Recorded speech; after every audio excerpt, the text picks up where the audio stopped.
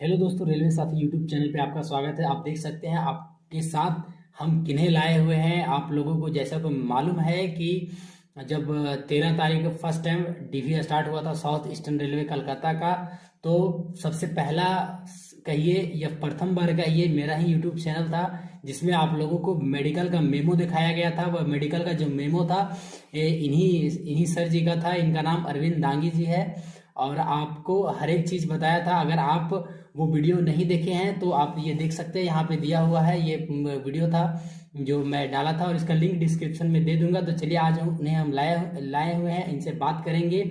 इनका जो DV document verification और मेडिकल दोनों ही कलकत्ता गार्डन रीच में हुआ था। तो इनसे हम बात जानेंगे कि वहाँ पे मेडिकल किस प्रकार से जांच किया जा रहा है और अन्य जोन में किस प्रकार से किया जा रहा है। मैं आप लोगों को बीच बीच में बताता रहा हूं और इनसे भी पर्सनली मैं आप लोगों को जान लेता हूं कि किस प्रकार से बताया गया था। तो तब तक आप इस YouTube चैनल पे अगर नए हैं तो आप सब्सक्राइब कर सकते हैं। तो चलिए हम इनसे पूछते हैं। जी, मेरा नाम अरविंद दांगी हुआ। तो मेरा 13 को डीवी था। तो 13 को शाम तक, लेट शाम तक मेरा 8 बजे रिपोर्टिंग था। तो लेट शाम तक मेरा डीवी कंप्लीट हुआ। लगभग 7 बजे शाम को डीवी कंप्लीट हुआ। तो मेडिकल मेमो के लिए मैं लास्ट कैंडिडेट था जो मेडिकल मेमो के लिए 24 रुपये का पर्ची कटवाया। और फिर मैं रिक्वेस्ट किया कि हमको यहीं दे दिया जाए, मेरे रिलेशन यहाँ पे रहते हैं, जीजा जी रहते थे। तो हमको मिल गया वहीं पे। फिर नेक्स्ट डे 9 बजे रिपोर्ट करना पड़ा। रिपोर्ट किया मैंने 9 बजे। अब फिर 10 कैंडिडेट का 2 ग्रुप बनाया गया। उसमें हम लोग 10 का पहले बना के दिया गया। 3 गो फॉर्म भरवाया गया। नॉर्मल फॉर्म था, एक ठो येस नो करके था, एक ठो डिक्लेरेशन था, एक ठो और कुछ था। सेम उसी तरह आसान था, कुछ नहीं बना था वैसा। तो कर दिया। 10 को का अलग भेज दिया गया, 10 को का अलग भेज दिया गया। तो 10 में हम लोग थे। तो 10 में पहले एक्सरे वाला हम लोग के भेज दिया, उस सबको भेज दिया। शायद दूसरा जांच उस सबको शुरू हुआ, शायद उस सबको आई टेस्ट शुरू में हुआ, हम लोग का एक्सरे शुरू हुआ। तो गैपिंग बराबर रहा, इसकी वजह से इस तरह किया गया। तो एक्सरे तो हो गया, कोई दिक्कत नहीं हुआ एक्सरे। अब फिर फिजिकल टेस्ट के लिए भी बोला गया, वहाँ कपड़ा को उतारने बोला गया अंदर। बाकी नॉर्मली टेस्ट हुआ, सिर्फ बोले कपड़ा आगे पीछे हो, थोड़ा सा मतलब उठ बैठ करो बस। और वैसा कुछ जांच नहीं हुआ वहाँ पे। अच्छा, आप यहाँ पे ये बता सकते हैं कि जो फिजिकल के लिए टेस्ट हो रहा था तो मेरा आद्रा जोन में हुआ था। तो उस टाइम हम लोगों के वहाँ पे बीपी क्या टेस्ट करता, आला लगा के वहाँ टेस्ट कर रहा था। और किसी का अगर यदि ये यहाँ पे प्रॉब्लम हो रहा था तो लोगों को इको टेस्ट के लिए भी भेजा जा रहा था। तो ऐसा कुछ वहाँ पे गार्डन रिच में हो रहा था क्या? नहीं, ऐसा कुछ नहीं हो रहा था। वहाँ नॉर्मली था सब। हम लोग 10 का ग्रुप थे, तो उसमें 10 में 10 का नॉर्मली पास नॉर्मल लिख दिया गया सबको। देखे हम, डायरी मेंटेन हो रहा था वहाँ। मेरे सिर्फ डिस्टेंस, नियर विजन मेरा ठीक था, डिस्टेंस विजन में थोड़ा प्रॉब्लम हुआ। तो उसके लिए हमको चश्मा लाने के लिए बोल दिया गया। तो चश्मा में हम ही लेट कर दिए, इसलिए दूसरे दिन हमको बुलाया गया। अच्छा, एक चीज और हम आपसे जानना चाहेंगे कि हाँ। फ्लाइट फूट आगरा जोन में हो रहा है चेकअप और बहुत सारे जोन जो है उसमें फ्लाइट फूट हो रहा है, तो वहाँ चेकअप वगैरह हो रहा है क्या? नहीं, वहाँ तो कुछ चेकअप नहीं, फ्लाइट फुट का चेकअप नहीं हुआ वहाँ पे। यूरिन हो, ब्लड प्रेशर हो, ये सब? ब्लड प्रेशर का हुआ, यूरिन टेस्ट भी नहीं हुआ और और ना ही ब्लड ब्लड लिया? टेस्ट भी हुआ। नहीं, ब्लड भी नहीं लिया ना? ईसीजी वगैरह, ईसीजी कुछ? ईसीजी भी नहीं हुआ। ईसीजी भी नहीं हुआ ना? हाँ, उसके बाद डायरेक्ट आई अच्छा से चेक हुआ। 2-3 बार मेरा आई जांच किया चश्मा की वजह से, नहीं तो फिर एक बार में हो जाता। 2-3 घंटा, मतलब 3 से 4 घंटा वहाँ मेडिकल फिनिश हो गया था। मतलब हम ये कह सकते हैं कि गार्डन रीच में जो है कि एक दिन में वहाँ पे मेडिकल कंप्लीट करके कैंडिडेट्स को भेजा जा रहा है। हाँ, वहाँ एक दिन में भेज बोले ना। हम 10 लड़का का ग्रुप था, 10 कैंडिडेट था। उसमें से 8 गो का तुरंत भेज दिया, बस 2 लड़के को बोला कि चश्मा लेके आइए। तो हम ही लोग लेट कर दिए, उधर मार्केट घूमने लग गए चश्मा देके, इसलिए लेट हो गया। तो बोला कि अब कल आइए। 5 बजे आए थे, बोला कल आइए, कल आपका सर्टिफिकेट भी और ये भी हो जाएगा। तो कल मेरा कर दिया, मतलब एक दिन में मेरा कर दिया था। उसको दोबारा बुलाया, तीसरा दिन बुलाया था उसको।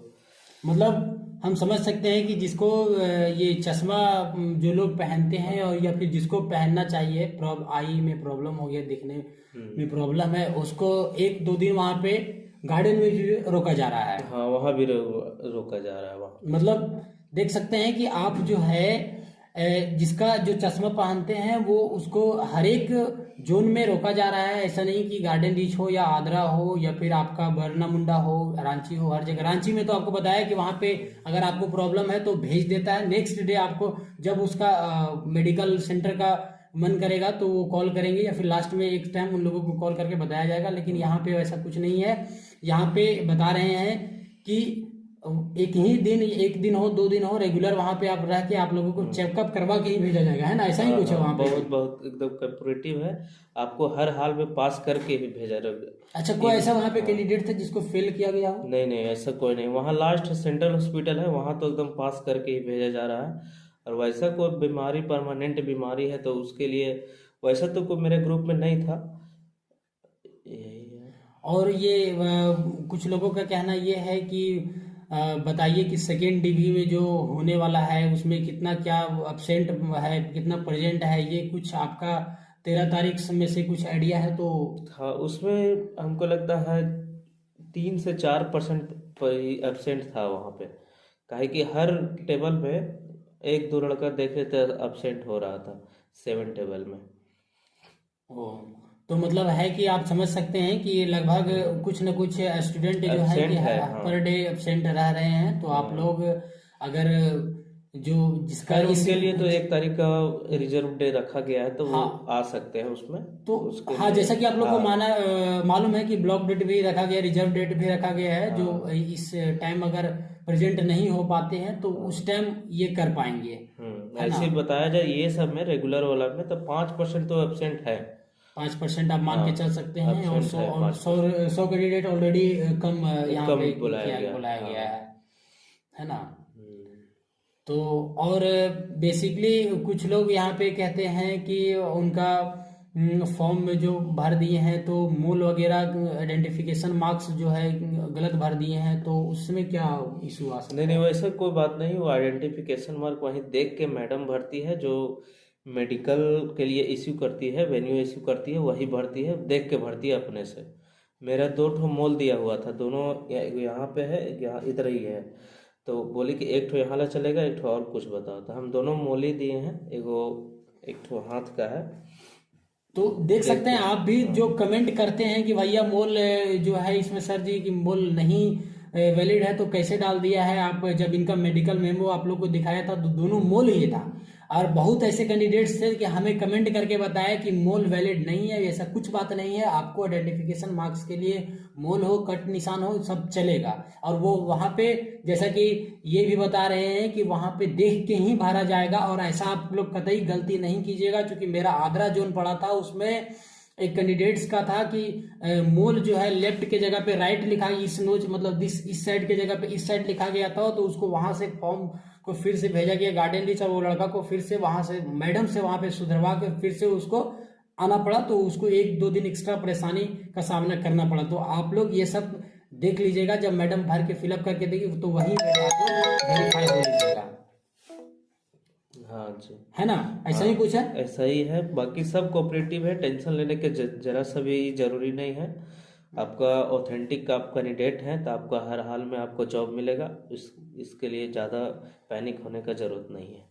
हाँ, तो ऐसा बता रहे हैं कि अगर आप यदि ऑथेंटिक है तो पैनिक ना हो। कहीं कभी अगर कोई कोई जोन में अगर आप अच्छा, कुछ लोग कहते हैं कि बहुत सारे कैंडिडेट्स कह रहे थे कि हमको आप तो बोले थे कि मेरा हम जा करके सर से बोले थे कि सर हमको मैडम यहीं पे यहीं दे दीजिए मेडिकल हाँ के जी, लिए। मैं रिक्वेस्ट किया था लेकिन मैडम तो तुरंत रिप्लाई नहीं की कि आपका हाँ ठीक है दे दूंगा, टेंशन नहीं लीजिए, ये तो नहीं बोली, लेकिन दे दी थी हमको। हाँ, तो देखिए अगर आप भी अगर रिक्वेस्ट करें तो हो सकता हाँ है मिल कि जाएगा, रिक्वेस्ट कीजिएगा तो मिल जाएगा तो वहाँ मिल पे। सकता है। आप हाँ, लोग सीट खाली रहना सीट खाली चाहिए। रहेगा तो आप लोगों को वहीं पे मेडिकल मिल जाएगा। और यहाँ तक कि आप इनसे भी जान सकते हैं, और जैसा कि इनका अनुभव रहा है और मेरा भी लोगों से बात बीच बीच में बातचीत होते रहते हैं, तो इससे ऐसा लगता है कि हर जगह से आप समझ सकते हैं कि जो आसान मेडिकल जो कहा जाए वो गार्डन रिच में हो रहा है ना? हाँ, आप लोग को आसान है, थोड़ा सा टफ लास्ट में कर दिया था, नर्वस हो गए थे हम लोग भी। डॉक्टर पहले वाले डॉक्टर थे ठीक से, जो पहले near visit district visit check किए, लेकिन हमको दूसरा डॉक्टर जी भेजा गया, वो तो हमको नर्वस कर दिए एकदम। मेरा एक दोस्त और था, उसका भी उसको इतना नर्वस कर दिए जो कहना नहीं, तो एकदम सुस्त हो गया। फिर दूसरा डॉक्टर उसको कॉन्फिडेंस बढ़ाया, तब फिर वो सही सही बताने लगा। फिर हम अच्छा। तो ठीक थे। ऐसा मतलब वहां पे मतलब आंख में ही नर्वस कर दिया था। हाँ तो हाँ, आंख तो हर आँख जगह पे, बहुत चेक हुआ आंख वहाँ तो पे, हर जगह आप बहुत लोगों टफ को जांच मालूम है हुआ कि आँख टफ का। जांच होता ही है, बाकी अदर चीज के लिए।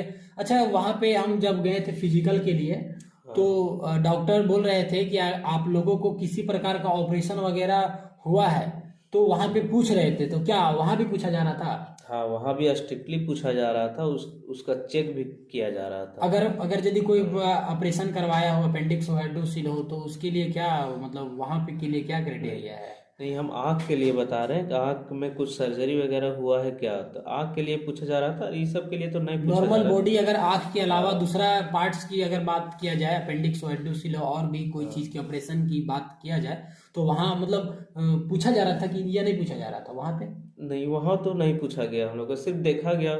जब खुद ही देख लिया सब कट मार्क्स वगैरह कुछ वैसा कुछ है, तो तो पूछा आप, नहीं गया हाँ, वैसा ये कुछ। मतलब है। तो आप भी देख सकते हैं दोस्तों कि वहाँ पे जो है आगरा के अलावा और फिर अन्य खड़गपुर के अलावा अन्य जोन की अपेक्षा जो गार्डन रिच में है, वो आप लोगों को लिए अगर थोड़ा सा भी आप लोगों को डाउट लगता है कि ऑपरेशन वगैरह हुआ है, तो इसकी वजह से हम छट सकते हैं ऐसे, हालांकि उन लोगों को ऐसा छाटते कोई नहीं दिक्कत है। लेकिन अगर आप लोग को ऐसा लगता है तो आप लोग गार्डन रिच में ही आप लोग मेडिकल के लिए ले सकते हैं। एक दिन लेट भले लीजिए, लेकिन अगर वहां लीजिएगा तो ज्यादा चांसेस है आप लोगों को कि मेडिकल आप लोगों के लिए फिट हो जाइएगा।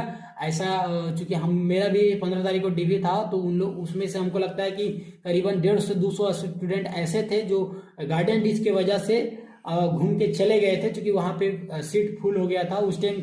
ये साथ में मेरे वहां पे थे, और उस दिन आप लोगों को मैं वीडियो इनके साथ इसलिए नहीं ला पाया था क्योंकि मेरा भी कंप्लीट नहीं हो गया था, और हमको वहां से निकलना था आगरा के लिए, और हमको भी इनको, वेटिंग में अंदर में बैठा और रखा इनको था। वेटिंग में बैठाया था, इनको भी निकलना था, क्या बोलते हैं, अपना घर इनको भी निकलना था, और हमको भी वहां रहना नहीं था, जल्दी सुबह आगरा हमको पहुंचना था इनकी। इसीलिए आप लोग को इनका जो रिव्यू है आपको 13 तारीख के यानी 14-15 तारीख तक आप लोगों को नहीं दे पाया हो, और फाइनली आज हम इनके साथ इंटरेक्ट कर रहे हैं, इनके साथ इनका रिव्यू ले रहे हैं आप लोगों के लिए। तो आप लोग को अगर पसंद आया होगा इनके रिव्यू, थोड़ा सा भी बेनिफिट हुआ होगा, तो आप चैनल को सब्सक्राइब कर सकते हैं, लाइक कर सकते हैं, और अगर और कोई वहां से रिगार्डिंग कोई क्वेश्चन होगा तो कमेंट में, कमेंट बॉक्स में दे सकते हैं, और ये भी देखेंगे तो ये भी आपको रिप्लाई दे सकते हैं, और अच्छा। मैं भी इनसे कंसल्ट करके और मैं भी आपको उस रिगार्डिंग का दे सकता हूँ। और कोई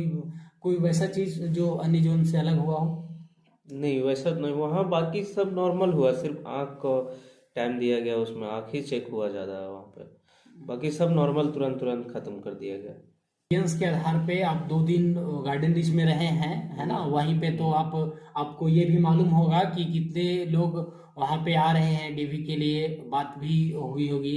अब मेरा तो वहाँ से हम निकल चुके थे आगरा के लिए, तो आपको ये आप अपने अनुभव के आधार पे बता सकते हैं कि जो सेकेंड डीवी आने वाली है उसमें कितना मार्क्स तक डिक्रीज हो सकता है, किन लोगों को फायदा हो सकता है। कुछ अनुभव है तो आप दीजिए हमारे व्यूअर को। हम तो यही कहेंगे कि जिनका भी मार्क्स 1.5 से 2 नंबर से चुके हैं या नहीं हुआ है, 0.5, 0.51, 1.5 नंबर तक, उनको तो अपना पेपर वर्क करके रखना चाहिए, डॉक्यूमेंट रेडी करके रखना चाहिए, काहे कि उनका फिक्स से हो जाएगा। काहे पिछले बार भी 3 नंबर तक मतलब लो हुआ था कटअप, और सबको लिया गया था। इस बार भी होगा, 2 नंबर तक रखिए, 2 नंबर वाले को एकदम आराम से हो जाएगा, जो जिनका 2 नंबर से छूटा है। तो आप लोगों को बाकी इन मेरे लोग, मेरे कैंडिडेट में देखिए सब टॉपरे था वहाँ पे, मेरा हम्म, 49वां रैंक है। बाकी किसी का 26 था, किसी का 27 था, किसी का। आपका आपका मार्क्स कितना था? मेरा 86.98 है, मतलब 87 रखिए। 87 मान सकते हैं हाँ, इनका अब मार्क्स था। एक लड़का का 87.3 है, मान लीजिए 0.3 का डिफरेंस है, और उसका 26 रैंक है, अब मेरा 49 रैंक है। तो इसी तरह उसका भी एसएससी में सिलेक्शन हो चुका है, मेरा भी कहीं और सिलेक्शन हुआ है। फाइनल मेरिट मेरिट बन ही गया है, बस डिस्ट्रिक्ट अलॉटमेंट का इंतजार है। तो बहुत कैंडिडेट छोड़ेंगे भी, सेकेंड भी आना तय है, और बहुत सारे कैंडिडेट का आएगा सेकेंड भी। तो देखिए बता रहे हैं कि अगर यदि इनका आ जाता है इधर तो वो ज्वाइन नहीं करेंगे, है ना। पंचायत सचिव है। पंचायत सचिव है झारखंड की, आप लोगों को मालूम भी होगा, 2017 की वैकेंसी है। तो फाइनली इसके लिए मन में भी आपका डर होगा कि क्लियर करे कि ना करे। इसके लिए इन्होंने डीवी कंडक्ट करवाया है, नहीं तो इनका भी इच्छा नहीं था, है ना, कि लोगों को सीट ले। तो फाइनली अगर यदि इधर कंप्लीट ज्वाइनिंग हो जाता है तो ये उधर ज्वाइन नहीं करेंगे, है ना।